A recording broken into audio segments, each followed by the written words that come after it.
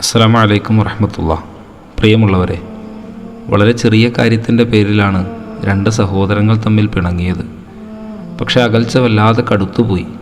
മിണ്ടാട്ടമില്ലാതെ മാസങ്ങൾ നീണ്ടു. തമ്മിൽ കണ്ടാലും അപരിചിതരായി അകന്നു നിന്നു.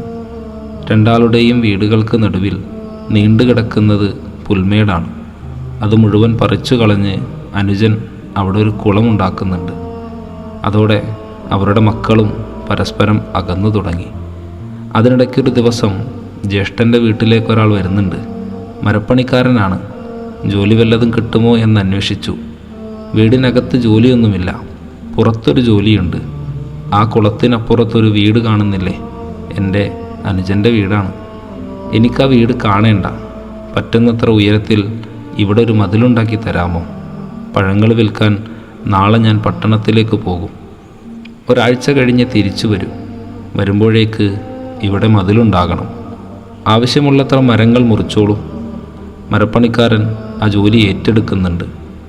വീട്ടുകാരൻ പട്ടണത്തിലേക്ക് പുറപ്പെട്ടു. 8 ദിവസം കഴിഞ്ഞാണ് തിരിച്ചു വന്നത്. മതിലു കാണാനുള്ള ആവേശത്തോടെ ഓടിവന്ന അയാൾ വീടിന് മുന്നിലെ കാഴ്ച കണ്ട് അമ്പരന്ന് നിൽക്കുന്നുണ്ട്. മതിലില്ല. കുളത്തിനു മുകളിലായി ഒരു പാലം പണിതു വച്ചിരിക്കുന്നു.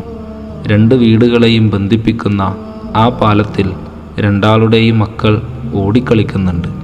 അനുജൻ അതിലൂടെ നടന്നു വന്ന് ജ്യേഷ്ഠൻ്റെ കൈ പിടിക്കുന്നുണ്ട്. നിന്നോട് നന്ദിയുണ്ടടാ.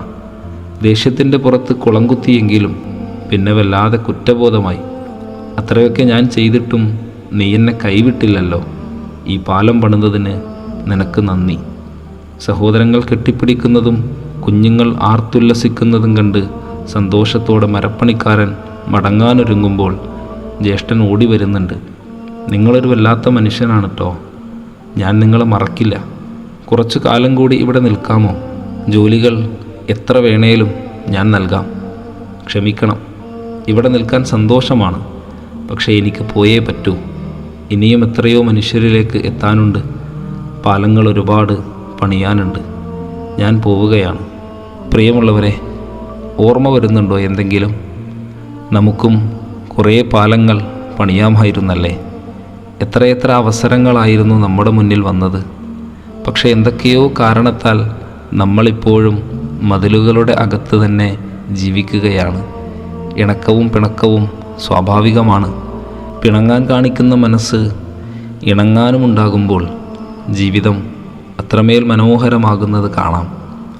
അറിയാതെ നമ്മൾ ആവശ്യപ്പെടാതെ കടന്നു വന്ന ചില ആളുകളും ബന്ധങ്ങളും നമ്മെ മുന്നോട്ട് കൊണ്ടുപോകുമ്പോൾ അവരെയും കൈ ചേർത്ത് പിടിക്കാനാവണം നമുക്ക്. പിണങ്ങാൻ ഒരുപാട് കാരണങ്ങളുണ്ടെങ്കിലും ഇണങ്ങാൻ ഒരൊറ്റ കാരണമേ ഉണ്ടാവൂ. അത് അവനോടുള്ള സ്നേഹവും പരിഗണനയുമാണ്. മാപ്പ് എന്ന 2 അക്ഷരം പറയാൻ നമുക്കിപ്പോഴും മടിയാണല്ലേ? നീ മിണ്ടിയാൽ മിണ്ടാമെന്ന് ഞാനും, ഞാൻ മിണ്ടിയാൽ മിണ്ടാമെന്ന് നീയും കരുതിയാൽ പരസ്പരമുള്ള ഈ മൗനം ഒരു ഖേദത്തിന് കാരണമായാലോ? മിണ്ടുന്നത് ഒരു തോൽവിയോ നാണക്കേടോ അല്ലാന്നേ. അതൊരു അഭിമാനമായി മാറുന്ന ഒരു കാലമുണ്ട്. കാലമെത്ര കഴിഞ്ഞാലും നമ്മളെത്ര മാറിയാലും ബന്ധങ്ങളല്ലാതാകുന്നില്ലല്ലോ. മാപ്പ് കൊടുക്കാൻ കഴിയണ്ടേ? മനുഷ്യനാണ്. തെറ്റ് സംഭവിക്കുമെന്ന് ഉറപ്പുള്ളത് കൊണ്ടല്ലേ മാപ്പ് എന്ന പ്രതിവിധിയുള്ളത്. നിറങ്ങളെല്ലാം കാണുന്നുവെങ്കിലും എല്ലാ നിറവും ഒരുമിച്ച് കൂടുന്ന മഴവില്ലിന് പ്രത്യേക ഒരഴകല്ലേ എന്നതുപോലെ മനുഷ്യരെ ഭംഗിയുള്ളവനാക്കുന്നത് അതൊന്നിച്ചു നിൽക്കുമ്പോഴാണ്.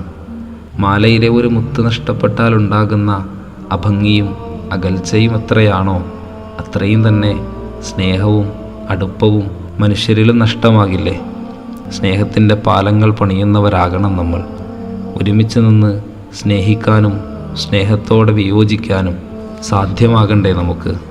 ഖുർആൻ നമ്മോട് പറയുന്നില്ലേ, ഫഅസ്ലിഹു ബൈന അഖവൈക്കും, നിങ്ങളുടെ സഹോദരങ്ങൾക്കിടയിൽ നിങ്ങൾ സമാധാനവും ശാന്തിയും ഉണ്ടാക്കണം. നാഥൻ നമ്മെ ഏവരെയും അനുഗ്രഹിക്കും.